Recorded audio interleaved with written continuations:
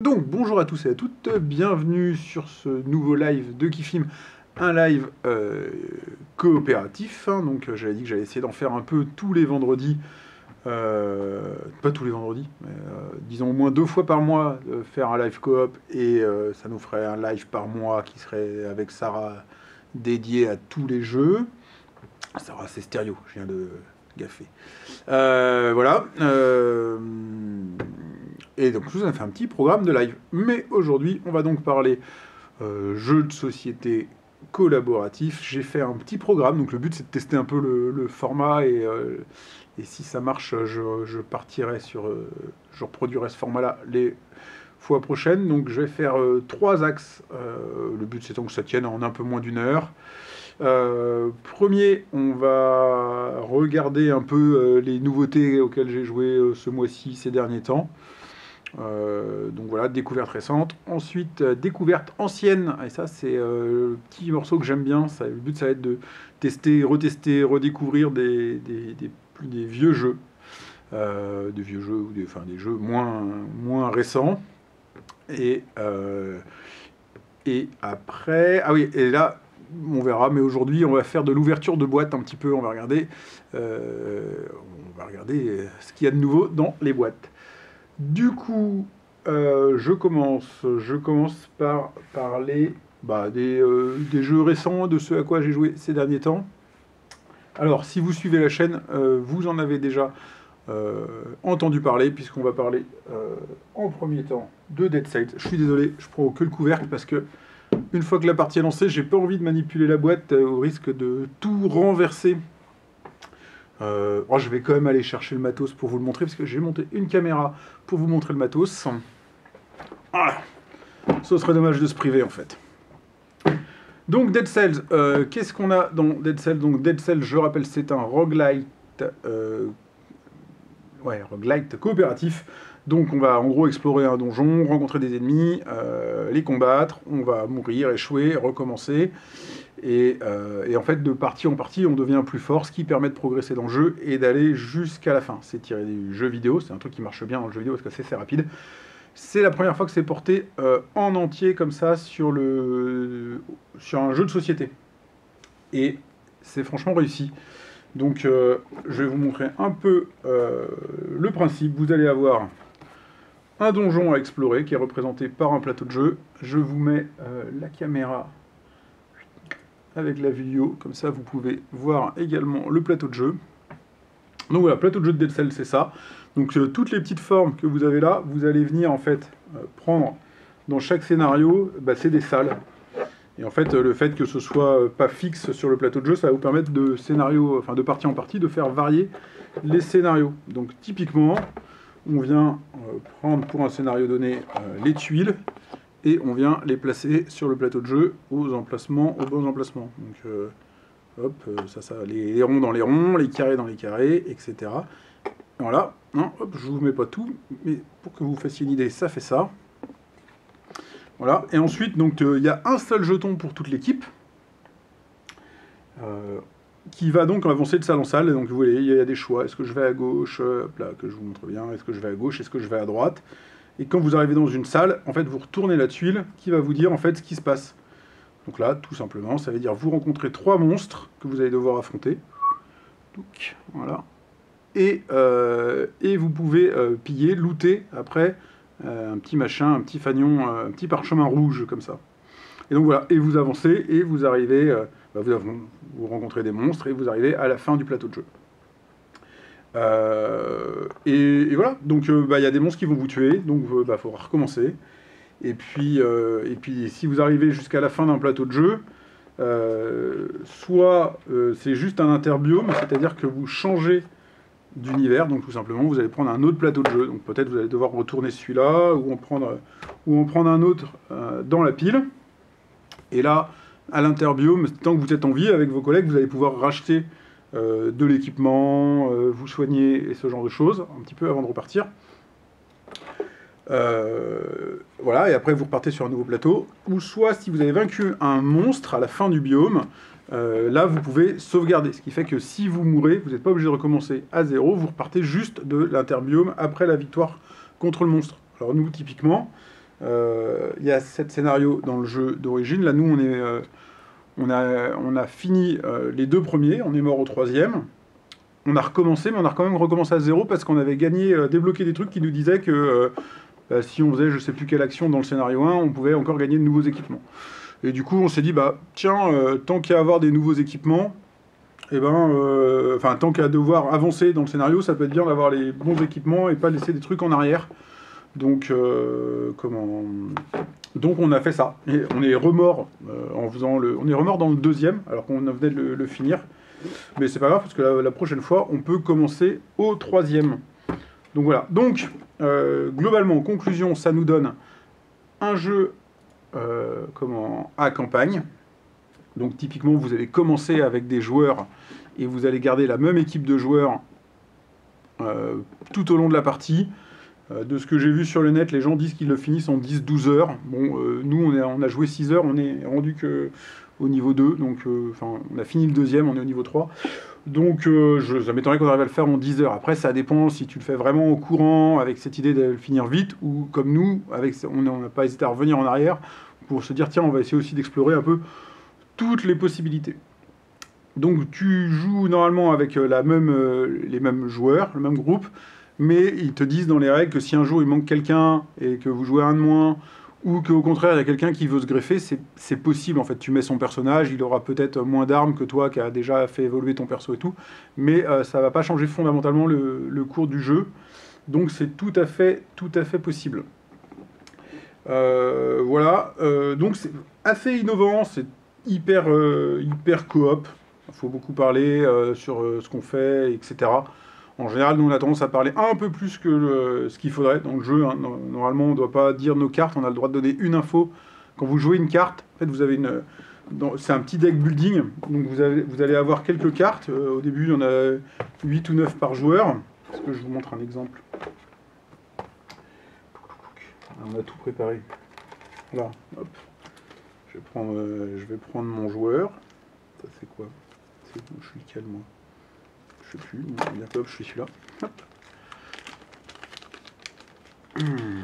Donc, vous avez des cartes qui vous sont propres.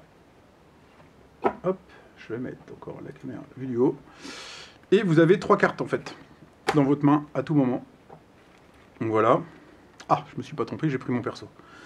Donc, quand il y a un monstre à affronter, en fait, chaque joueur, si vous êtes 3, va jouer une carte. Le jeu, il est globalement vraiment pensé pour être 3.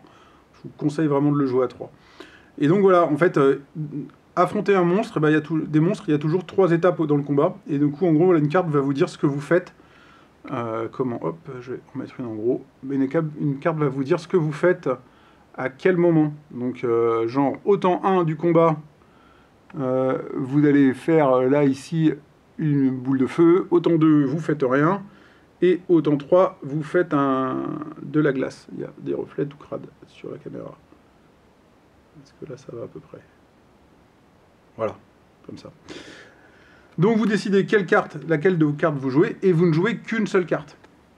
Mais par exemple, il y a des actions comme le loot, où il ne faut pas que tout le monde fasse la même, parce qu'il n'y a qu'un seul loot à faire. Donc vous pouvez donner qu'une seule des 3 actions à vos partenaires de jeu. Donc vous allez dire, par exemple, si moi je joue cette carte qui permet le loot, justement, et donc là, sur la ligne 1, vous dites, je pille. Et du coup, les autres, ils savent qu'ils vont plutôt essayer de jouer une carte qui pille pas, où ils doivent pas piller, parce que sinon il y en a un des deux qui sert à rien. Et c'est là où, bon, des fois, on parle peut-être un peu plus que ce qu'il faut. Ça change pas vraiment la difficulté du jeu. C'est pas le cœur du truc, quoi. Donc voilà, communication limitée, mais il reste quand même pas mal de sujets, le choix des salles, qu'est-ce qu'on fait des objets, de bien se répartir dès que vous allez gagner des objets, ou que vous allez avoir la possibilité d'améliorer votre deck, bien spécialiser chaque joueur, bien construire le deck de chacun sans en laisser un sur le côté. Ça demande une vraie coopération qui est vraiment cool, et avec ce principe de roguelite, clairement, moi c'est ce que je dis toujours, hein, quand je teste un nouveau jeu, ce que je veux, c'est quelque chose de nouveau, quelque chose que j'ai pas la sensation d'avoir déjà fait ou déjà joué ailleurs. Et pour ça, Dead Cells, c'est super. Voilà, on n'avait pas vu ça ailleurs. Le roguelite vraiment entièrement placé dans le jeu de société. C'est vraiment cool. Donc ça, c'est au niveau du positif. Au niveau du négatif dans Dead Cells, bah, les règles. Les règles, c'est échec. C'est échec, il y a plein de trous, il y a des points qui sont pas clairs, il y a pas mal de choses. Alors ils ont corrigé le tir en faisant une fac qui pour l'instant n'est disponible que en PDF, et puis en plus qui est trop jolie pour être imprimée, parce que ça va cramer vos cartouches d'encre. Et puis elle n'est pas assez complète, donc ils sont déjà en train de travailler sur la V2. Donc là, moi, c'est une version Kickstarter. On a reçu un mail ce matin du Scorpion Masqué disant que bon, ils étaient désolés et qu'effectivement, ils auraient voulu que les règles ce soit un peu mieux. Moi, ce que je trouvais vraiment dommage, c'était voilà, tu corriges tes règles en envoyant une fac, en faisant une fac et tout. Personne ne peut l'imprimer la fac, tu es obligé de la lire sur ton téléphone, c'est un peu relou. Pour des gens qui l'ont kickstarté, ce serait un peu cool de pouvoir recevoir les corrections. Et jusque-là, ils ne l'avaient pas annoncé, ils l'ont annoncé ce matin. Donc a priori, on va recevoir dans les semaines à venir, en espérant que ce soit pas trop tard, un lien vers un formulaire qui nous permettra de demander, de recevoir et les règles, et la fac qui corrige les règles, et des stickers pour corriger les erreurs qu'il y a sur le plateau à 2-3 endroits en plus. Bon, c'est cool, mais ça arrive un peu tard après l'arrivée du jeu chez les backers, parce qu'on l'a depuis 2-3 semaines, quoi. Donc, bon, faudra voir aussi comment c'est en boutique, du coup. Est-ce qu'ils auront corrigé la version avant que ça arrive en boutique? Ça me paraît short, mais bon. Je pense qu'ils sont bien emmerdés avec ça. Le jeu en reste pas moins excellent, il est vraiment bon, il est vraiment coop, il est vraiment nouveau. L'ADA, elle est cool, l'univers, il est là. Donc, ils ont frôlé le sans faute, ils auraient fait le sans faute sans ça, et c'est dommage parce qu'ils se sont un petit peu fait défoncer sur ce sujet-là. Donc voilà. Après, encore une fois, si vous avez l'occasion de le tester, si vous êtes un peu tenté par de coop, par des expériences nouvelles, ça va coûter 59 €, je crois, en boutique, il me semble. Moi, j'irai. Hein. Faut clairement y aller. Ça vaut le coup. Donc, en lice pour le jeu, pour mon coup de cœur du mois d'octobre, c'est sûr. Mois fini. En compétition avec Bomb Busters. Alors, la Bomb Busters, si vous suivez un peu l'actu jeu de société, vous en avez forcément entendu parler. Alors, Bomb Busters, qu'est-ce que c'est? Donc c'est un coop également, avec un thème qu'on a déjà beaucoup vu, parce que c'est vous êtes des démineurs de bombes, tous, hein, une équipe de démineurs de bombes, et ben, il faut déminer la bombe. Donc ça, c'est pas nouveau. Donc thème déjà vu, Ilu. Bon, faites-vous votre idée. Je suis pas méga convaincu en fait par l'illustration de Bomb Buster. Je sais pas, elle m'emmène pas, on va dire. Mais on va dire que pareil, on s'en fout un peu en soi. Donc dans Bomb Buster, vous avez un plateau de jeu. On s'en fout un peu du plateau de jeu. Voilà, parce qu'en gros, il sert juste, si je vous le mets dans le bon sens, il sert juste à mettre les cartes qui vont vous aider. Et ici, vous avez votre nombre de vies, tout simplement, parce qu'à chaque fois que vous vous trompez dans le déminage de la bombe, bah, vous perdez une vie. Et quand vous arrivez sur la tête de mort, bah, paf, pastèque, vous avez perdu. Donc le plateau de jeu, il n'est pas indispensable. Hein, les cartes, vous pourriez les poser ailleurs et tout. Bon, il existe. Le gros du jeu de Bomb Buster, c'est ces petits tréteaux. Là, chaque joueur a un machin comme ça, sur lequel vous venez placer des fils. Je n'ai pas préparé ma démo. Donc vous placez vos fils. Alors attendez, je le fais et après je vous montre. Je ne vais pas en placer trop. Donc normalement on va placer en gros une dizaine de fils dans le truc. Ça dépend du nombre de joueurs. Donc, imaginez qu'il y en a 10. Vous obtenez, comme ceci, un petit chevalet avec vos fils classés du plus petit au plus grand. Là j'ai mis que des fils bleus, mais selon le niveau de difficulté, selon le scénario auquel vous êtes rendu, il y aura des jaunes, il y aura des rouges aussi. Et en fait, tout simplement, il faut couper les fils par paire. Par exemple, si je veux couper un 10, parce que j'en ai un, et ben, il faut que je devine un 10 chez mes partenaires. Donc, je vais leur dire, bah, je pense, en sachant pareil qu'ils sont classés du plus petit au plus grand chez eux, je veux dire, je pense que ce fil est un 10.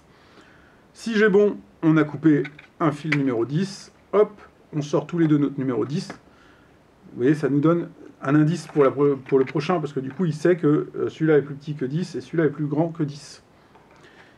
Il y a 4 fils de chaque couleur, donc quand tout est coupé, bah, sur le plateau, là, vous venez placer ici un petit jeton vert pour dire bah, les 10, on les a tous coupés, tout va bien. Si vous coupez un fil jaune, vous perdez immédiatement une vie et vous vous rapprochez de l'explosion. Si vous coupez un fil rouge, c'est la défaite immédiate. Donc c'est tout con, mais en fait, ça marche vachement bien. Donc il y a pas mal de guessing parce qu'on veut essayer de réfléchir, hein, c'est un peu de la proba en disant sachant que là ton fil il est plus grand que 10, que je sais que moi j'ai un 11, que je sais que lui il a un 12 parce qu'il m'a donné un indice ou autre, il y a de fortes chances que toi tu aies un 10 ou un 11. Donc je pense que ton 10 est là. Voilà, c'est du guessing. Mais ça marche hyper bien parce que surtout en fait c'est pas trop brainy. Ça a l'air comme ça, on peut réfléchir et rester un peu bloqué sur le truc. Mais en vrai, on se marre beaucoup parce que dès qu'il y en a un qui se gourre ou qui met 4 plombes à avoir un truc qui vous paraît évident, on vanne, on rigole, et puis après, de toute façon, c'est souvent nous qui nous plantons. Donc, faut pas être trop vache, quoi. Et donc voilà, il y a 8 scénarios de base qui sont sur des petites cartes comme ça. Hop. Et en gros, ils sont un peu là pour vous apprendre à jouer. Alors, il faut savoir que j'ai fait peut-être 20 parties ce mois-ci de Bomb Masters, peut-être un poil plus, et je ne suis même pas encore rendu au scénario 8. Bon, après, parce que je change de joueur, machin, enfin, je joue avec des gens différents et tout. Quand vous avez fini les 8, et tout simplement, le jeu va vous dire, ouvrez la boîte suivante avec les scénarios de 9 à 19. Et qui dit boîte dit nouveau matos. Donc là, vous allez pouvoir avoir, bien entendu, de nouveaux scénarios, mais aussi, j'imagine, il y a des nouveaux fils, il peut y avoir des nouveaux objets, parce qu'on a des objets qui sont là pour nous aider à diffuser les bombes, qui vont nous donner des petits pouvoirs qu'on peut utiliser une fois. Donc j'imagine que dans les boîtes, il y a ça. Je ne sais pas encore, parce que j'ai pas ouvert le truc, puisque à force de changer de joueur, enfin de partenaire, à chaque fois on recommence. Alors les 3 premiers scénarios, si vous êtes habitué aux jeux de société, il ne faut même pas les faire. C'est trop facile. À partir du 4, les premières fois vous allez rater. Et le 6 déjà est un petit peu costaud. Donc ça c'est cool. Clairement. Et puis après vous pouvez jouer, vous pouvez reprendre n'importe quand, n'importe qui, à n'importe quel scénario. Donc je pense que c'est un jeu qui peut avoir une durée de vie, je sais, faut pas dire ça, mais qui peut être hyper longue. Donc voilà. Et en fait, franchement, ouais, on se marre bien. On se marre vraiment bien. C'est un jeu où les parties vont durer 15-20 minutes pour diffuser une bombe, donc couper tous les fils. Mais vous allez de toute façon en faire 2 ou 3, surtout pour si vous voulez enchaîner un peu les scénarios. Nous, on a fait pas mal de soirées Dead Cells, puis Bomb Busters, ou l'inverse. Et ça marche bien. En vrai, ce serait celui-là le jeu du mois, parce que plus facile, plus accessible, vous allez faire plus de parties. Il est beaucoup plus simple à prendre en main que les Dead Cells. Et puis Dead Cells, c'est une campagne, vous allez jouer que avec les mêmes personnes, alors que là, vous pouvez jouer avec n'importe qui. C'est à la fois hyper familial, mais aussi hyper amical, hyper tout. Vous pouvez jouer avec votre grand-mère, avec vos potes et tout. Tout marche. Je sais plus son prix. Je vais dire des bêtises. Donc, mais c'est pas excessif. Donc ça, c'est une vraie bonne reco d'un jeu que vous allez ressortir assez facilement. Donc ça, pour le coup, c'est vraiment ma découverte du mois d'octobre. Le truc cool. J'ai hâte d'ouvrir les boîtes. Il faut pas que je joue à trop d'autres jeux.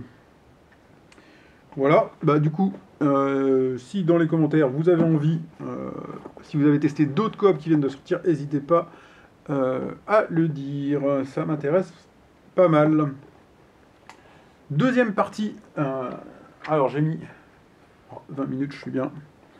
Alors, deuxième partie, on va parler d'un semi-coop.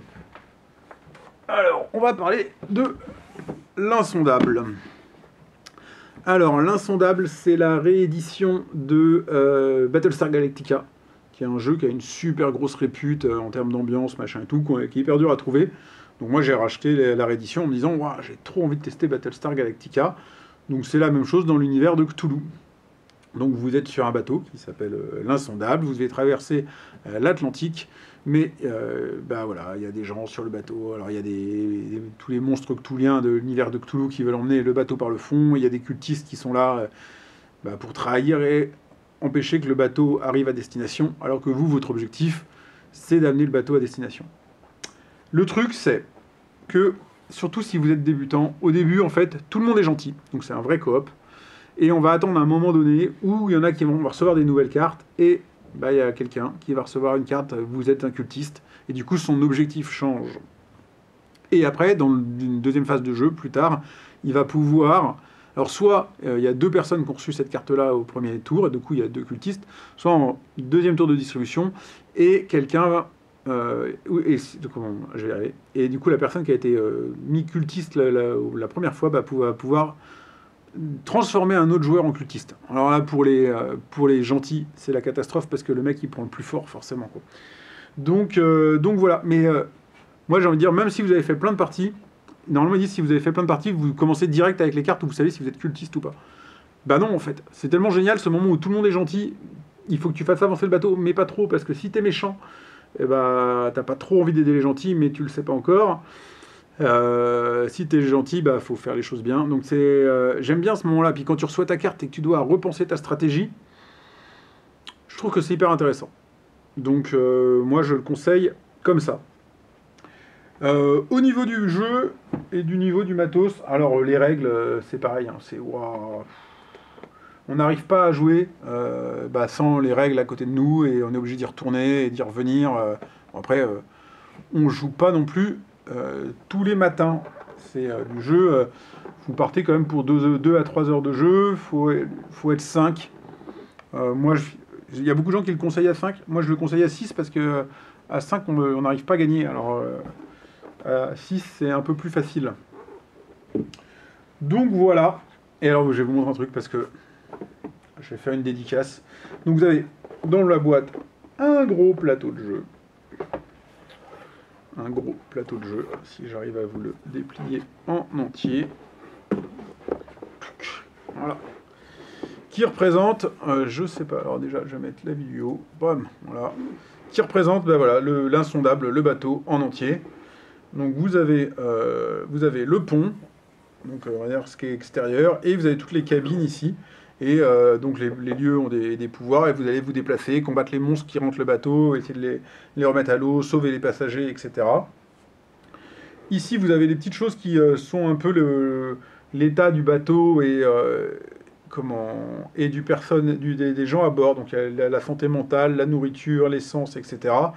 Et bah, s'il y en a un qui tombe à zéro, c'est fini, le bateau il coule, donc il n'arrivera jamais à bon port. Et ici, vous avez des pistes de progression, c'est celle-là sur laquelle vous allez devoir progresser. Il faut faire le voyage, je ne sais plus, un certain nombre de fois. Là, hop, je vais faire avancer le jeton qui est là, un certain nombre de fois, pour que le bateau puisse être considéré comme arrivant à bon port. Et dans la mer, tout autour, vous avez des monstres. Et là, il y a de la figurine. Alors moi, je ne suis pas un joueur de jeux de figurines, mais j'ai une grosse chance. Je vais vous montrer les figurines.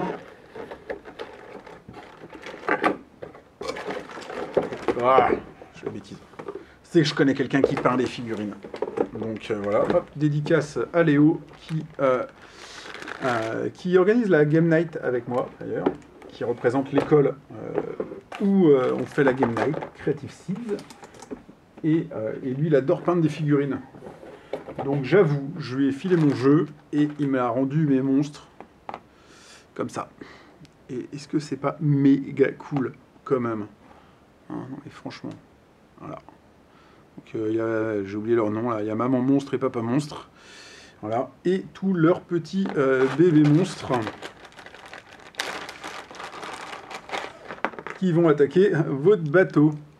Après, ils sont trop cool peints. Avant, ils étaient... je fais tout tomber. Avant, ils étaient tout verts comme ça. C'était moche.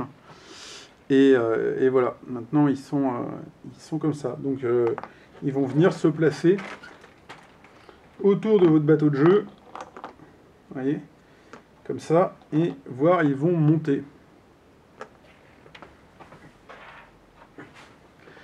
Donc voilà. Donc voilà l'idée. Donc ça c'est un jeu, voilà, gros semi-coop pour motiver, parce que ça prend du temps, il faut des gens qui vont être assez patients pour supporter la lecture des règles et tout. C'est pas forcément accessible, mais c'est quand même assez cool. Et ce dont je voulais vous parler, alors c'était un petit peu l'insondable, et puis crâner avec mes miniatures qui sont trop top. Hop. Mais j'ai reçu l'extension. Et du coup, je voulais vous proposer de l'ouvrir ensemble. Alors, hop. Je l'ai tellement reçu et je veux tellement vous proposer de l'ouvrir ensemble qu'elle est encore sous blister. Donc, l'insondable surgit des abysses. La boîte est cool, hein. Il y a un espèce de gros monstre aussi, bien méchant, bien dégueulasse. Alors, on va regarder ce qu'il y a dedans. Ouais. Normalement, je voulais l'ouvrir un peu quand même avant pour vérifier que j'avais pas que je savais de quoi je parlais. J'ai pas eu le temps. Hop. Alors, l'extension de l'insondable, qu'est-ce qu'on a? Qu'est-ce qu'on a dans la boîte? C'est de la bonne extension. Bon alors, des règles. Super, donc plein, hein, ça. Ça va pas simplifier le jeu, c'est sûr. Plein de règles. Il y a donc des nouveaux personnages. Ça, je sais pas ce que c'est. Il y a des nouvelles cartes, pas mal de nouvelles cartes.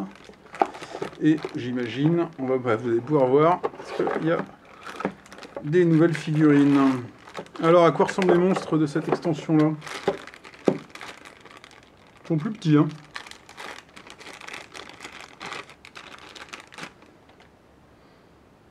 Qu'est-ce que c'est que ce truc? Je sais pas où est la tête. En même temps, c'est un monstre. Donc voilà, mais ça peut être... Ah, celui-là, il est pas mal, hein. Celui-là, il est pas mal du tout. Il a pas l'air sympa, celui-là. Donc voilà, vous voyez comme ça la couleur d'origine des figues. Bon, alors un sachet de plastique par figurine, je suis pas sûr de voir l'intérêt, quoi. Des espèces de tentacules, et j'imagine qu'on en a... Ah bah non, là il n'y en a pas. Donc quelques figues en plus, des nouvelles cartes. Bon, grosse boîte pour pas grand chose encore, hein. Elle est assez chère l'extension, je crois quand même. Le jeu d'origine doit coûter dans les 80-90 euros. Je ne m'étonnerais pas que l'extension soit du côté des 40-50 facile. À vous de juger. À vous de juger. Moi, ça me tente pas mal. Je pense que le truc, c'est de réussir à toujours jouer avec l'extension, quoi. Aperçu. Alors, l'histoire continue.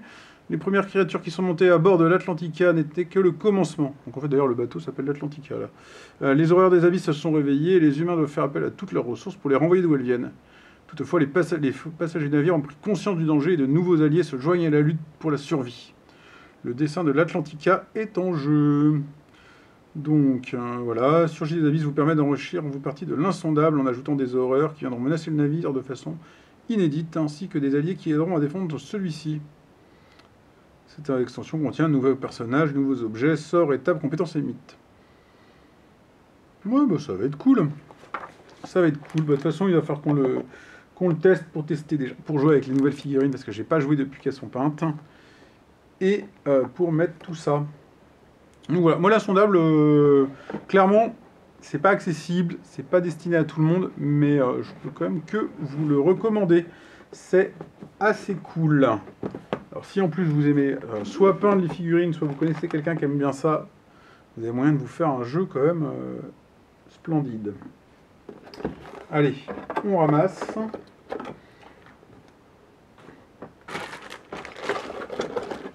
Hop, les monstres retournent dans la boîte. Et le plateau de jeu également.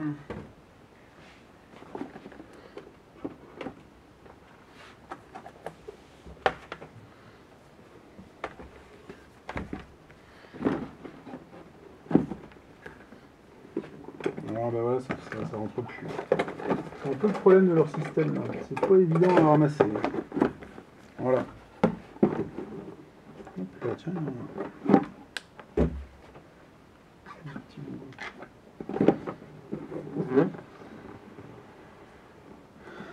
Hop là. Donc ça, c'était l'interlude nouveauté déballage Open the boîte. J'en aurais pas toutes les émissions du coup.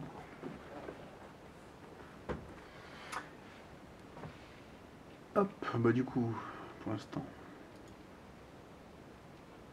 Voilà. Et je voulais donc vous présenter alors le vieux jeu que je redécouvert. Donc, il s'agit de Banishing qui m'a été prêté parce que je ne le connaissais pas du tout. C'est un jeu qui est sorti en 2017, qui a dû faire un four un peu quand même parce qu'il est mal noté sur BGG. Je suis même pas sûr qu'il atteigne les 6, donc c'est quand même pas terrible. Et ben nous on a trouvé ça plutôt cool en fait, assez difficile. Donc dans Banishing, en gros vous êtes des gens et il va y avoir des morts-vivants qui vont vous attaquer et il faut survivre aux attaques de morts-vivants. Donc chaque joueur a un personnage, voilà, carte de personnage qui se présente comme ça. Hop. Et si vous regardez, il y a plusieurs couleurs. Et il y a couleurs en gros sans symbole et couleurs avec symbole. Et pour chaque couleur, ça va déclencher certains pouvoirs. Donc voilà. Ensuite, vous constituez, vous prenez les cartes. Comme ça. Et en fait, vous allez constituer une sorte de village, je sais pas trop. Et là, c'est là où le bas blesse dans le jeu. C'est que le thème qui au début est assez fort et qui présente, donc vous êtes des sorciers, des magiciens, et un cultiste aussi, et vous allez vous défendre contre les attaques de morts-vivants, bah, ça pourrait être assez thématique, sauf qu'au final, bah, vous constituez un village, je vous mets une caméra vue du dessus, comme ça, et là c'est purement abstrait et mécanique. On sort complètement du thème, et c'est un petit peu dommage. Bon, alors là, en plus, j'ai mis aucun adversaire. Donc voilà. Et en fait, à votre tour de jeu, eh ben, vous allez devoir prendre une ligne ou une colonne. Alors là, avec les reflets, je vois que vous ne voyez pas très bien. Mais en gros, vous dites, bah, soit je prends une colonne, une ligne, soit je prends une colonne. Donc par exemple, si je prends ça, ces cartes-là deviennent les cartes qu'il y a dans ma main. On va tout simplement en remettre des nouvelles. Ce que je vais faire, c'est que je vais glisser un ou deux méchants, histoire que ce soit un peu plus crédible. Alors il y a des méchants et il y a aussi des objets. Donc vous pouvez être... tiens, on va faire un cas, ça pourrait tout à fait donner quelque chose comme ça, si je devais remplacer les cartes. Donc dans les règles, ils disent qu'il faut toujours aller de haut en bas, de gauche à droite, etc. Mais là, c'est pour l'exemple. Donc là, j'ai fait ça. Et ben, qu'est-ce qui se passe? Et ben, le joueur qui joue après moi, quand il va prendre une ligne ou une colonne, déjà, il a moins envie de prendre cette colonne-là ou cette ligne-là. Et quand il va y avoir des ennemis partout, bah, il y a un moment, on est obligé de prendre, des lignes et des colonnes où il y a des ennemis. Les morts-vivants, en fait, ils ont des petites gouttes de sang là, et nous, sur nos fiches de personnages, ici, on a nos points de vie. Donc, quand vous atteignez ça, c'est votre capacité de dégâts là, le chiffre de gauche, et ben là, vous êtes fatigué et vous perdez tous vos pouvoirs qui sont là. Vous n'avez plus que les pouvoirs de base. Il va falloir vous soigner, vous reposer pour revenir de ce côté-là et récupérer vos pouvoirs vraiment puissants. Donc voilà. Et si vous éteignez 8, vous mourrez. Si quelqu'un meurt, bah, c'est la fin de la partie, vous avez perdu. Et donc, comment on active les pouvoirs? Tout simplement,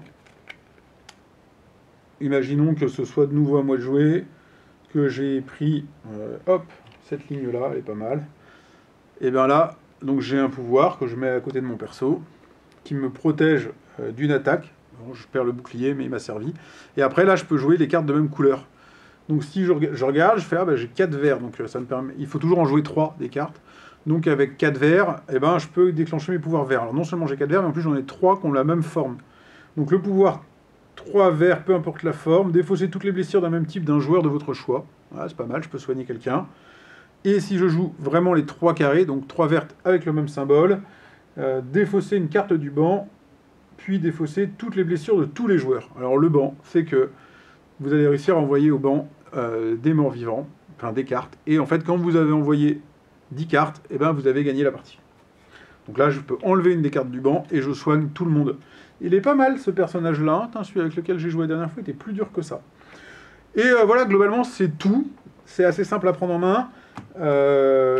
Le truc, c'est que au début, des monstres comme ça, les morts-vivants, vous en avez peu. Et durant la partie, va y en avoir de plus en plus. Et ils vont être de plus en plus costauds. Parce qu'au début, ils sont à 1. Puis voilà, ça monte à 3, 2. Et ça va, normalement, jusqu'à 4 ou 5. Voilà, 4 et 5. Et là, quand vous pouvez prendre que 3 de dégâts avant de vous transformer et que les méchants que vous risquez de récupérer, ils font 5, le jeu devient bien compliqué. Donc nous, on l'a joué comment... En fait, la difficulté, elle est hyper progressive et ça, c'est vachement agréable. C'est-à-dire qu'en début de jeu, vous êtes à la cool en train de découvrir le jeu et vous dites « Ah, franchement, ça se passe bien, c'est assez facile et tout ». Et en fait, le fait qu'il y ait des monstres 1, des niveaux 1, des niveaux 2, des niveaux 3, des niveaux 4 et des niveaux 5, et que vous les rajoutez au fur et à mesure dans le jeu, la difficulté du jeu augmente vraiment petit à petit, et c'est de plus en plus dur, et nous on a perdu sur la dernière carte. C'est vraiment sur la dernière carte, vous êtes en train de bien réfléchir à comment on pourrait faire, parce que ça se trouve, si on trouve vraiment la bonne solution, on peut gagner, et du coup c'est cool. Et alors là, coop, vous pouvez vous dire quasiment tout ce que vous voulez. Il me semble qu'il n'y a pas de restriction. Il faut bien parler. Il ne faut pas hésiter à faire un coup, pas pour soi, mais pour le joueur qui joue après nous, pour qu'il puisse, lui, déclencher son pouvoir qui va permettre de soigner votre collègue, qui, en faisant son coup, va vous permettre de jouer, etc. Donc là, il y a beaucoup d'échanges. C'est vraiment coop. Le seul truc qui cloche, c'est l'aspect mécanique du jeu, parce que moi, je vois pas le rapport entre des triangles, des carrés, des ronds et des morts-vivants. Donc là, je l'ai pas. J'en sais rien. Et je pense que c'est pour ça qu'il a pas marché et qu'il s'est un peu fait défoncer. Ils n'ont pas réussi à coller un thème là-dessus, quoi. Donc c'est un petit peu dommage. C'est un petit peu dommage. Alors il y a plein de jeux où on dit « Ah, le thème, il est plaqué, machin et tout ». Certes, mais il y a une limite entre un thème plaqué et ah, vas-y, on s'en bat les steaks, on met juste des cartes de couleur, quoi. Un carré vert pour battre un mort-vivant. Ça marche pas, quoi. Donc, je pense que c'est pour ça qu'il ne marche pas, parce que sinon il est assez cool. Nous on y a joué à 3, je pense qu'il marche vraiment bien à 3, je suis pas sûr qu'il faille y aller à 2. Et à 4, 4 ça doit le faire. 4, pourquoi pas. Donc je rangerai les cartes là-dedans après. Donc en tout cas, moi c'est plutôt une belle découverte, j'ai hâte de refaire des parties. Je pense pas qu'on est sur un jeu qui aura une durée de vie incroyable. Je pense qu'une fois que vous l'avez fait avec un groupe de copains, c'est bien, vous êtes content, quoi. Mais, si vous le trouvez d'occasion, vous le voyez passer, c'est sorti, donc j'ai dit en 2017, ça vaut vraiment le coup. Alors, c'était qui avait fait ça? J'en sais rien du tout.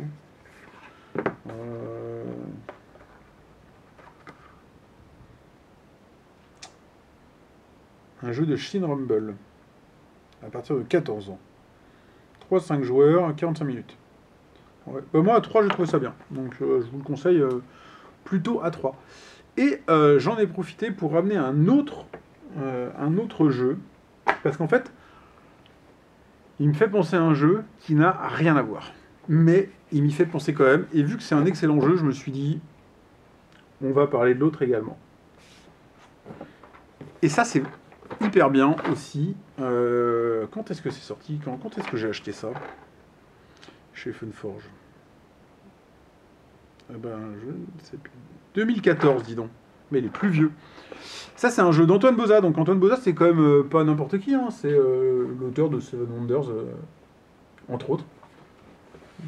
C'est l'auteur de Seven Wonders, entre autres. Et également de Dead Cells. Enfin, un des auteurs de Dead Cells. Puisque la Dead Cells, c'est la team Kaedama. Voilà, donc Antoine Boza, Théo Rivière, Corentin Lobras et Ludovic Maublanc, ou quelques auteurs français pas connus, quoi. Et donc, Antoine Boza, lui, il a fait ça. Et moi, j'ai acheté ça à sa sortie. Et j'y joue plus, honnêtement. Mais j'avais trouvé ça hyper cool. Donc, pareil, là, on est dans du coop, hein, bien entendu. Et c'est tout con. Dans Samurai Spirit, vous allez devoir défendre un village contre l'attaque des brigands. attendez, je vous mets hop, la boîte à l'endroit et une vue du dessus. Hop, voilà. Donc, dans Samurai Spirit, là où il y a des points communs vraiment avec Banishing, c'est que vous avez des personnages qui ont une face normale, humain, on va dire, et une face kai, ils appellent ça. C'est quand on transforme son kai. Enfin bref, en gros, vous allez subir des blessures, et la première fois que vous en subissez trop, vous vous transformez. Alors, donc, hop, côté humain, vous pouvez encaisser un certain nombre de blessures, et quand on arrive à 10, on déclenche son kai, on déclenche en fait des pouvoirs, et ça, c'est pas mal. Quand on est transformé, en fait, on peut encaisser plus de blessures, et on met par contre plus de temps à déclencher son pouvoir. Le pouvoir, c'est donc c'est ce qui est en bas. Donc voilà. Et en fait, tout simplement, à tour de rôle, dans Samurai Spirit, il y a une sorte de pioche de brigands, donc c'est des vilains. Donc les vilains, en gros, ils ont un pouvoir pas cool, ils ont une force de frappe, ils ont un autre pouvoir pas cool, et ils ont des petits symboles comme ça. Et en fait, tout simplement, donc vous avez une pioche de brigands que vous mettez sur le côté du jeu. Quand c'est votre tour de jeu, vous piochez une carte, et vous allez devoir, vous n'avez pas trop le choix, vous devez soit l'attaquer, soit la défendre. Donc si vous vous battez contre le brigand, en fait, vous venez le mettre sur le côté ici, et votre petit bonhomme, là, il va progresser sur sa piste de caille. Si vous arrivez pile à 10, vous déclenchez votre super pouvoir. Si vous dépassez 10, vous allez lancer une boule de feu sur le village. Vous voyez que là, il y a des petites maisons.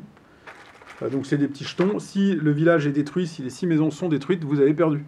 Il y a également, alors ils appellent ça des familles, moi j'appelle ça des petites filles à chaque fois. Si toutes les familles sont tuées, même chose, vous avez perdu. Donc ça c'est l'option 1, c'est défendre. Le truc quand vous défendez, c'est que le bonhomme qui est là, il progresse. Mais en plus de ça, quand ce sera de nouveau à vous de jouer, donc après un tour de table complet, vous devez effectuer l'espèce de malédiction qu'il y a là en bas à gauche des cartes.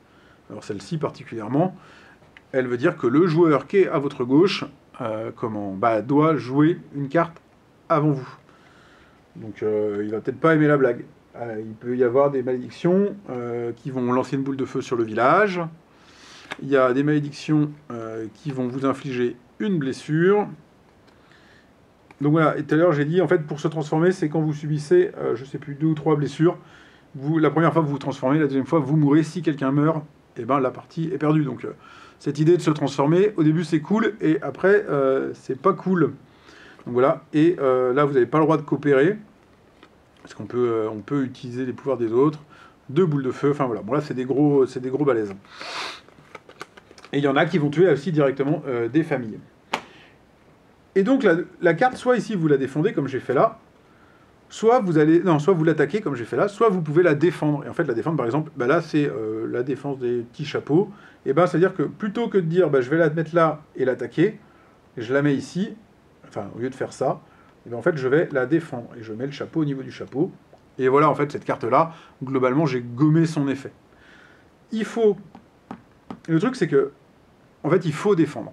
Parce que en fin de jeu, en fin de manche, quand la pioche est finie, s'il y a des choses que vous n'avez pas défendues, et ben, s'il y en a un qui n'a pas défendu le village, ça détruit un village. S'il y en a un qui n'a pas défendu la petite fille, et ben, ça tue une famille. Donc, défendre, c'est vraiment hyper important. Si vous avez l'occasion de le faire, faut le faire. Donc voilà. Donc, vous rejouez, ainsi de suite, vous progressez. Voilà, là j'ai la petite fille, je vais dire hop, je la mets là, c'est de nouveau à moi de jouer. Hein, lui je vais le mettre là, donc au prochain tour, c'est plus le même la même malédiction que j'ai. Et voilà, on enchaîne comme ça, le jeu se joue en 3 manches il me semble. Comme d'ailleurs Banishing, je ne l'ai pas dit, mais c'est 3 manches également. Et le but c'est qu'à la fin des 3 manches, le village soit encore debout. Donc cet aspect village au centre de la table qu'on va défendre, le côté personnage principal qui peut se transformer. Alors dans The Banishing, il se transforme que pour le pire Dans Samurai Spirit, il s'améliore après la première transformation. Voilà. C'est vraiment très cool, c'est facile à prendre en main. Moi, je me rappelle ce jeu-là, je le faisais jouer à des gens en disant j'arrive à te l'expliquer en moins de 4 minutes chrono. 4 minutes chrono, on sait jouer, on peut y aller. Une partie, ça dure 20 minutes, donc je vais pas t'embêter longtemps, quoi. Et c'est cool, en fait. En l'expliquant, j'ai envie d'y rejouer. Donc ça, c'est un bon petit coop. C'était déjà pas facile à trouver à sa sortie. Il n'était pas resté très longtemps en rayon. Je pense pas que maintenant ce soit trouvable, à part en occasion, bien entendu. Mais c'est un jeu qui marche bien. Il a pas mal de gens qui l'apprécient beaucoup. Et si vous avez l'occasion, franchement, il faut essayer Samurai Spirit. C'est assez quali. C'est assez quali. Vous voyez, il est plus vieux que Banishing. L'édition, elle est bien, en fait, quoi. Il n'y a pas de... Il n'y a pas de fioriture, mais il y a ce qu'il faut, quoi. Les plateaux double face, mais qui sont costauds, un petit plateau central, des cartes qui glissent bien. Bah, franchement, c'est un sans faute ce jeu, quoi. Donc je ne peux que vous le recommander. Alors entre les deux, bon, je suis quand même, je suis plus Team Samurai Spirit parce que je sais pas, parce que je le connais mieux, parce qu'il est cool. Mais les deux sont bien. C'est des jeux, si vous avez l'occasion de les croiser, foncez. On a là des bons petits coop en l'occurrence. Vraiment, vraiment sympa. Hop, on range. Voilà. Oh bah disons, j'ai fait rapide. Hop, je les remets là. Samurai Spirit, j'aurais presque pu en parler quand j'ai fait le live de présentation des jeux coop qui m'ont marqué parce que j'y avais beaucoup joué à sa sortie aussi. Après, ouais, moins que d'autres dont j'ai pas parlé. Il y en a plein aussi, mais un truc à avoir dans sa collecte. Voilà, voilà, voilà. Je voulais regarder aussi rapidement de quoi on va parler la prochaine fois. Bah, j'en sais rien, hein, ça va être surprise. Alors, je veux garder ce format d'émission qui dit en gros à quoi on a joué ces derniers temps. Hop, on présente des jeux un petit peu dans l'actualité. Alors, dites-moi s'il faut que je passe plus de temps à vous montrer le matos ou pas, ce que vous en pensez. Donc, on regarde un peu les jeux récents. Comme ça c'est des trucs, vous pouvez aller en magasin, vous pouvez les acheter, vous pouvez les trouver en asso ou ce que vous voulez. Deuxième partie. Bah là j'ai fait du dépunching un peu, de l'ouverture de boîte. J'aurais pas ça à chaque fois, mais l'idée ce sera de mettre un interlude dans l'émission pour vous présenter quelque chose, hein, peut-être voilà un truc dont on va parler à l'avenir, un truc qui a l'air cool. J'en sais rien. Ça, je pense que ça va pas mal bouger. Et je vais essayer de rester sur cette idée de vous présenter des jeux pas récents, des jeux plus vieux qui méritent le détour si vous avez l'occasion de les trouver, histoire de ne pas faire de la course aux jeux neufs tout le temps. Donc là, mon idée c'est que dans ma collection j'en ai quelques-uns. Ça va pas être infini, et puis le but c'est que moi-même j'en découvre aussi et que je dise ah bah tiens j'ai trouvé ça assez cool et que comme je l'ai fait aujourd'hui je le compare à d'autres. Je pense que ça c'est assez sympa. Je suis vachement preneur dans les commentaires de jeux que vous connaissez, où vous dites tiens ce jeu là il est vieux, il est cool, ce serait cool qu'il en parle. J'essaierai de les trouver, ou si vous êtes dans le coin, proposez-moi une partie, je serais ravi de tester des jeux et voilà, de faire découvrir des vieux machins coop à tout le monde. Il y aura, on en avait parlé avec Cesterio aussi la dernière fois, il y aura des émissions plus thématiques où on abordera un auteur ou un style de jeu particulier de coop ou que sais-je. Mais le petit format standard, ce sera celui-là pour des émissions de moins d'une heure. Là, on est à 50 minutes, on est vraiment pas mal. Donc voilà, j'attends vos retours. Dernier point, toujours pareil, si vous suivez la chaîne, vous l'avez déjà vu plein de fois, mais on a annoncé la prochaine Game Night. L'affiche est ici, vous voyez, il y a une nouvelle affiche derrière moi. Ça commence à être pas mal là, hein, 5 affiches. Donc la prochaine Game Night a lieu le 6 décembre à Cesson-Sévigné, donc juste à côté de Rennes.